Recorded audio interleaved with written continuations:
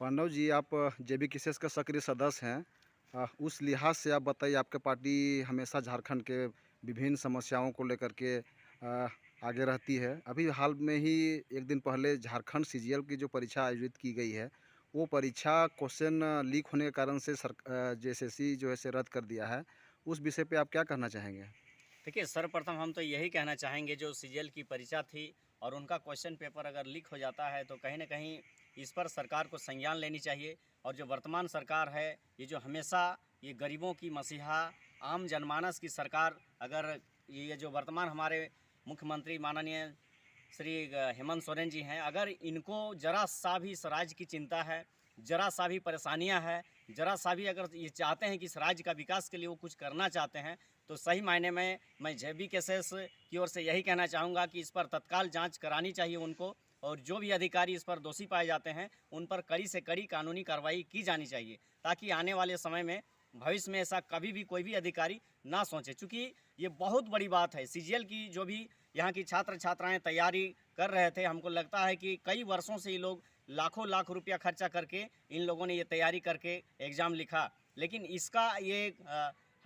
हालिया अगर देखा जाए, इस तरीके से इन लोगों का जो प्रतिफल आया, इन लोग एग्ज़ाम लिख नहीं पाए और पहले क्वेश्चन पेपर लीक हो जाता है। सही मायने में हम कहना चाहेंगे तो ये मुख्यमंत्री जो है, हमारे इस राज्य के मुख्यमंत्री जो हैं, इस राज्य के जो मुखिया हैं हेमंत सोरेन जी, सही मायने में जनताओं के लिए एकदम पूरा फेल साबित हो रहे हैं और आम जनमानस के लिए कुछ भी नहीं कर रहे हैं। ये केवल और केवल लोगों को दिखाने के लिए वैकेंसी दिखाते हैं कि इतनी तारीख को ये वैकेंसी आ रही है, इतनी तारीख को इसकी परीक्षा हो रही है, लेकिन वैकेंसी लाने से क्या फ़ायदा, परीक्षा लेने से क्या फ़ायदा? अगर आपका परीक्षा होने से पहले अगर क्वेश्चन पेपर लीक हो जाता है और जब ये पकड़ाता है तो आप उस परीक्षा को रद्द कर देते हैं। रद्द करने से क्या फ़ायदा? आप जांच कराइए इसको, और जो भी दोषी अधिकारी है उसका, कुछ दिन पहले आपने बोल रहा था कि नहीं, अगर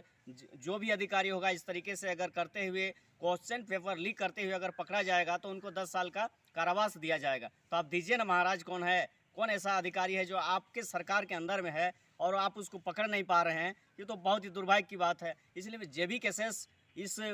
विषय को लेकर के काफ़ी गंभीर है, काफ़ी संवेदनशील है और इसका मुंहतोड़ जवाब देगी। सही मायने में अगर कहा जाए तो ये 2024 जो है, इस राज्य के लिए चुनाव का वर्ष होने वाला है, इस राज्य के लिए बहुत बड़ा लंबा लकीर खींचने वाला है। तो ये जो जिस तरीके से हमारे टाइगर जयराम महतो इस राज्य के लिए, इस राज्य की आम जनताओं के लिए, आम गरीब गुरबों के लिए जो आवाज़ बन कर के खड़े हैं, तो कहीं न कहीं वो सरकार को भी आभास हो गया है और आने वाला समय जो होगा, हमारा जो ये चुनाव का वर्ष है, सही मायने में लोकसभा का चुनाव आप लोग देख रहे हैं कि कई महीने के बाद लोकसभा का भी चुनाव है, कुछ दिन बाद ही इसका आचार संहिता लगने वाला है और फिर पुनः नवंबर दिसंबर में विधानसभा का चुनाव होने वाला है। तो ये जनता, इस राज्य की जनमानस सारी जनता देख रही है और टाइगर जयराम महतो की और सारे सभी लोगों की निगाहें एकटक लगी हुई है। और सही मायने में हम कहना चाहेंगे तो आने वाला जो वर्ष होगा हमारा, ये 2024 का जो ये सेशन है, ये जो चुनावी वर्ष के रूप में जो सरकार देख रही है, आम जनमानस देख रही है, तो इस तरीके से अगर इस सरकार का रवैया रहता है तो ये 2024 इस सरकार को उखाड़ करके फेंकने के अलावा आम जनमानस के पास कोई भी विकल्प नहीं है। आप लोग देख सकते हैं कि लाखों लाख रुपया खर्च के यहाँ के स्टूडेंट, यहाँ के विद्यार्थी सीजीएल की परीक्षा तैयारी किए, मास्टर डिग्री की परीक्षा तैयारी किए, दारोगा की परीक्षा तैयारी किए और भी सारी वैकेंसियों का तैयारी किए, लेकिन आप देख रहे हैं कि प्रत्येक बार ऐसा ही होता है कि फलाना डेट को एग्ज़ाम होगा, उसके बाद एग्ज़ाम से पहले क्वेश्चन पेपर लीक हो जाता है, उसके बाद उसको लीक होने का बहाना बना करके सरकार उसको रद्द कर देती है। यानी सरकार केवल लोगों को ठगने का काम कर रही है, सरकार लोगों को लूटने का काम कर रही है, यहाँ के विद्यार्थियों को बेवकूफ़ बनाने का काम कर रही है। इसलिए मैं तमाम इस राज्य की जनताओं को, एक जेबीकेएसएस का सक्रिय साथी, सक्रिय सदस्य होने के नाते मैं ये कहना चाहूँगा, मैं ये आम लोगों को ये एक संदेश देना चाहूँगा कि सरकार को उखाड़ फेंकने के अलावा इस राज्य में कोई विकल्प नहीं है। और आने वाला जो चुनाव होगा, चाहे लोकसभा का हो चाहे विधानसभा का हो, इसमें हमारे टाइगर जयराम महतो के हाथों को मजबूत करें। जो भी प्रत्याशी होगा, जो भी कैंडिडेट होगा, उसको वोट करें। हम इस वीडियो के माध्यम से ये चुनाव प्रचार करने की बात नहीं कर रहे हैं। इस वीडियो के माध्यम से मैं लोगों को इसलिए कह रहा हूँ कि जयराम महतो को वोट करिए, चूँकि ये हेमंत सोरेन की जो जितनी भी परीक्षाएं हुई, सभी इसी तरीके से हुई। आप लोग देखते होंगे कुछ दिन पहले पंचायत सेवक का बहाली हुआ, उसमें दूसरे राज्य के लोगों का इस राज्य पर नियुक्ति दिया जाता है।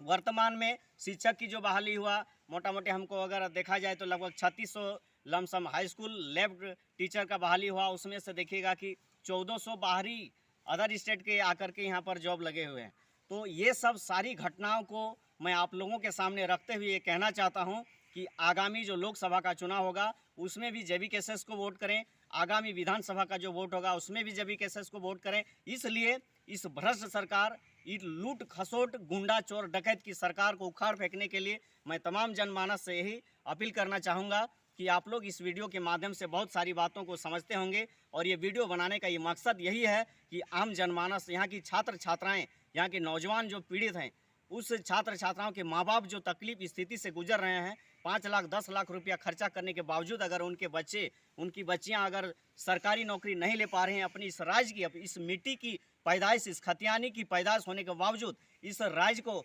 लड़के कट के मरने के बाद, शहीदों लाखों लाख शहीद होने के बाद अगर इस राज्य मिला, लेकिन इस राज्य का सही मायने में अभी तक सदुपयोग नहीं हो पा रहा है। इसलिए मैं तमाम साथियों से यही कहना चाहूँगा, इस राज्य की माताओं बहनों एवं हमारे बुजुर्ग पिता तुल्य अभिभावकों से एवं नौजवान साथियों से मेरा ये संदेश रहेगा कि आगामी लोकसभा चुनाव और आगामी विधानसभा का चुनाव जो है पूरी तरीक़ा से आप लोग जेबी केसेस को वोट करें, ताकि वो जेबी केसेस को हम इसलिए कर रहे हैं कि आपके भविष्य की बात करेगा, आपको इस भविष्य को संवारने की बात करेगा। बस इन्हीं चंद शब्दों के साथ मैं आप सबों के साथ इस वाणी को विराम देता हूं। चलिए आप लोग लास्ट तक इस वीडियो को देखें, इसके लिए बहुत बहुत धन्यवाद। जोहार, जय झारखंड, जोहार। और एक सवाल है कि काफ़ी लंबे समय से सीजीएल का झारखंड के लाखों युवा इंतज़ार कर रहे थे, उसका रिजल्ट कुछ न कुछ युवाओं को निराशा हाथ लगा है। वैसे युवाओं को क्या संदेश देना चाहते हैं आप? बिल्कुल, मैं उन युवाओं को यही संदेश देना चाहूँगा कि वो युवा जाग जाएं। और कहावत है कि युवा जब जब बोला है राज सिंहासन डोला है। इसलिए उन युवाओं को मेरा ये संदेश रहेगा कि जो आगामी जो चुनाव होगा वो सरकार इस तरीके से चुने, सरकार ऐसी सरकार बनाए जो युवाओं को ख्याल में रख करके वो कानून बनाए, युवाओं की नियुक्ति, युवाओं की नौकरी को रख करके वो कानून बनाए, ऐसा योजना लेकर के आए, ऐसा नियुक्ति लेकर के आए। वैसे सरकार हिसाब से, अपने अनुसार से आप लोग देख चुके हैं। वैसे नौजवान लोगों को मैं यही कहना चाहूँ कि उन लोगों ने बीजेपी का भी कार्यकाल देखा, उन्होंने कांग्रेस का भी कार्यकाल देखा, उन्होंने जेएमएम का भी कार्यकाल देखा, और सही मायने में वर्तमान जितने भी सरकारें रही, इससे पूर्ववर्ती भी जितने इस राज्य की सरकारें रहीं, लेकिन सभी सरकारें ने इस राज्य की माने जो खजाना है उसको जिस तरीके से कहा जाता है कि कंबल ओढ़ के घी खाया जाता है, उसी तरीके से सभी सरकार ने मिलजुल करके इस राज्य के खजाना को खाली कर दिया है। आम जनमानस की जो आंकड़ा है, जो आम जनमानस की जो धन संपत्ति जो लोगों को मिलना चाहिए, उनको खाली कर दिया है। इसलिए तमाम जनमानस, तमाम नौजवानों के लिए, ये खास करके जिन लोगों का एग्ज़ाम लिख रहे थे उन लोगों के लिए मेरा यही संदेश रहेगा कि सोच समझ करके वोट करें, ताकि वो उस नौजवानों के हित में काम करें। झारखंड का जितना भी वैकेंसी है, चाहे शिक्षक बहाली हो या फिर सीजीएल हो या अन्य प्रतियोगिता परीक्षा हो, सभी विवाद में फंस जाता है। उसका कौन दोषी है, कौन, और इस पर कैसे हम लोग निजात पा सकते हैं? देखिए, जितने भी परीक्षाएं हैं आप लोग